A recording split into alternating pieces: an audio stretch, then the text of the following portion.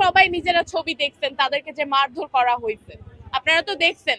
এভাবে তো মানুষ, এটা তো কোন মানসিক যন্ত্রণা, কোন শারীরিক যন্ত্রণা, এটা কিভাবে একটা মানুষ করে? হয় না এভাবে, এভাবে হয় না।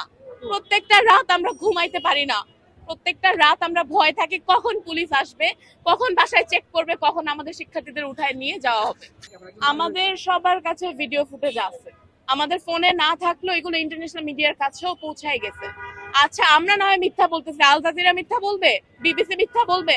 বলবে না, পুরো দুনিয়া জানে, দেখা যাচ্ছে, সবাই দেখতেছে, সবাই জানে কি হচ্ছে। চুপ করে বসে থেকে লাভ নাই, কারণ দেশটা আমাদের, আমাদের রক্ষা করতে হবে, ঠিক করতে হবে। এভাবে হচ্ছে না, শুধু ছেলেদের গায়ে না, যেভাবে মারা হচ্ছে মেয়েদের গায়েও হাত তোলা হয়, মেয়েদেরও চেহারা ফাটানো হয়, মেয়েদেরও লাঠি দিয়ে বাড়ি দিয়ে বাস, মানে এখানে পুলিশের গাড়ি দিয়ে ভরা। এখানে এখন কিছু হচ্ছে না, হয়তো বা আপনারা প্রেস আছেন দেখে, কিন্তু আমরা যদি আলাদা থাকতাম, কালকের ঘটনায় না হয় বলি, ইসিবি চত্বরে কয়জন নিহত হয়েছে আপনারা কি জানেন?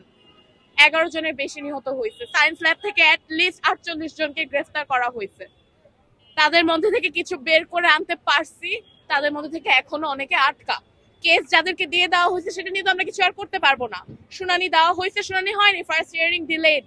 সানডে হওয়ার কথা যেটা, সেটা মানডে, সেটা টিউসডে, কোনো কিছুই হচ্ছে না। এভাবে হয় না। এইচএসসি স্টুডেন্টদেরকে আটকায় রাখছে কেন?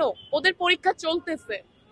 এভাবে হয় না, আমাদেরকে নিরাপত্তা দেন, আমাদের 9 দফা দাবি মানুন, আমাদের 6 জন সমন্বয়কদের ছেড়ে দেন, আমরা শান্তি চাই, আর কিছুই না। আমি এখানে আমার ভাইদের জন্য লড়াই করতে আসছি, কারণ এখনো আমার অনেক ফ্রেন্ড ভাটারাতে আটকা, এখনো আমার অনেক ফ্রেন্ড ধানমন্ডিতে আটকা, এখনো আমার ফ্যামিলি যেখানে থাকে তার উপর দিয়ে হেলিকপ্টার চলতেছে, যেটা শুটিং রেঞ্জ 1000 কিলোমিটার থেকে আছে, যেটা 600 কিলোমিটার পর্যন্ত থাকে। হেলিকপ্টারের পিছে র্যাবের, হেলিকপ্টারের পিছে টেইলের নাম্বার থাকে, আপনারা ওই নাম্বারটা দিয়ে যদি চেক করেন, আপনারা দেখবেন কয়টা রাউন্ড দেওয়া হয় প্রত্যেকটা দিন হেলিকপ্টার দিয়ে। এই রাউন্ড গুলো কেন দেওয়া হচ্ছে? আমরা কি অপরাধী? আমরা কি ক্রিমিনাল? আমরা কি টেরোরিস্ট? আমরা টেরোরিস্ট না, আমরা স্টুডেন্ট। আমরা শান্তিপূর্ণ একটা কিছু চাইছিলাম। এক কোটার জন্য এত লাশ কেন? 150 জন আপনারা বলতেছেন, ঠিক আছে 150 জনই মারা গেছে, এই 150 জনের জাস্টিস আগে দেওয়া হোক আমাকে। তারপরে যে 9000, 10,000, 15,000 যতগুলো মৃত্যু হয়েছে, যেগুলো আননেম, যেগুলোর কোনো নাম নিশানা নাই, যে লাশগুলো দাফনও হয়েছে কিনা ঠিক মতো আমরা জানি না, তারপরে সেগুলো নিয়ে কথা হবে। আগে 150 জনের জাস্টিস দেওয়া হোক। আর পুলিশ যদি গুলি না করে থাকে, গুলি কারা করছে তাহলে? স্টুডেন্টরা গুলি করছে? আমরা কি নিজেরা গুলি করছি? বাচ্চাগুলো কারা মারছে? আমরা মারছি? আমরা কি আইন শৃঙ্খলা কোনো ভঙ্গ করেছিলাম? আমরা কি কিছু করেছিলাম? কোটা শুরু হয়েছিল জুলাইয়ের 1 তারিখ থেকে, তখন থেকে কি আমরা কোনো ধরনের, আপনারা কি কোনো কিছু ফেস করছেন? আপনারা কোনো ঝামেলা ফেস করছেন? আমরা কাউকে হার্ম করছি? আমরা কোনো আইন ভঙ্গ করি নাই, কোনো no law was broken, nothing ওয়াজ ডান রং। আমরা ঠিক ছিলাম। আমাদের একটাই দাবি ছিল, অনৈতিক ছিল, মুক্ত 56% কোটা। আমরা বাকিরা কি চাকরি করব না? আমি না হয় প্রাইভেট ইউনিভার্সিটির, আমার না হয় একটা ফিউচার আছে, হয় আমি দেশের বাইরে চলে যাব, ঠিক আছে। পাবলিক ইউনিভার্সিটি স্টুডেন্টরা আবু সায়েদের মতো, শহীদ আবু সায়েদের মতো যারা এরকম নর্মাল মিডল ক্লাস ফ্যামিলি থেকে আসে, তারা কোত্থেকে চাকরি পাবে? চাকরি না দিবে চাকরি না দিবে ভাত, না দিবে কোনো নিরাপত্তা। মানুষ খালি হয়ে যাচ্ছে কারণ পুলিশের আশঙ্কা। এতটা ভয় পাই আমরা পুলিশদের। আমাদের হাতে কোনো কিছু নাই, আমাদের ব্যাগে কোনো কিছু নাই। একটা রায় কেন এতদিন পরে, জুলাই 1 তারিখ থেকে কোটা করতেছি, সেটা রায় কেন অগাস্টে দেওয়া হবে? এত কেন দেরি হবে?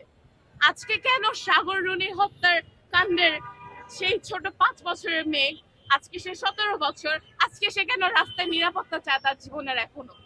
সে তো সেই ছোটবেলা থেকেই তার বাসায়, তাদের বেডরুমে তার বাপ মাকে মারা হয়েছিল। 48 ঘন্টায় জাস্টিস দেওয়া হবে বলা হয়েছিল, হয়েছে? কোনো খবর আজ পর্যন্ত আমরা কেউ পাইনি। আমরা বিশ্বাস কিভাবে করবো? আমাদের বিশ্বাস তো কখনো কি অর্জন করে নাই যে আমরা বিশ্বাস করবো। আমাদের সমন্বয়কদের এখনো আটকায় রাখছে, প্রোটেস্টে উইথড্রন করা হয়েছে, 9 দফা দাবি দেওয়া হয়েছে, শান্তিপূর্ণ দাবি দেওয়া হয়েছে, আর কি? আর তো কিছু চাচ্ছি না আমরা। স্টুডেন্টের মৃত্যু নিয়ে শোকাহত ছিল, সে তো বলছে এটা, তাই না? আমরা এই শোক প্রকাশটাই চাইছি, আমরা জাস্টিস চাইছি। কারণ 150 জন, আপনারা যেটা শুনতেছেন, আপনারা যেটা বলতেছেন, এটা সত্য না। অনেক মানুষ মারা যাচ্ছে, অনেক মানুষ মারা গেছে, আমাদের চোখের সামনে বাচ্চারা মরছে, আমাদের চোখের সামনে রাস্তায় রক্ত ভাসছে, রক্ত অনেক ভাসছে। আপনারা তো প্রেস, আপনাদের জার্নালিস্টদের মধ্যে একজন প্রিয় ভাই মারা গেছে, আপনারা তো জানেন তাই না? তার একটা মেয়ে আছে, তার ওয়াইফ নেই, ওই বাচ্চা মেয়েটার কি হবে? এই ক্ষেত্রে কি আমাদের প্রধানমন্ত্রী যদি আমাদের জন্য এতটুকু বার্তা দেয়, সে কি ছোট হয়ে যাবে? না, সে ছোট হবে না, সে বরং আমাদের চোখে বড় হবে, এছাড়া আর কিছু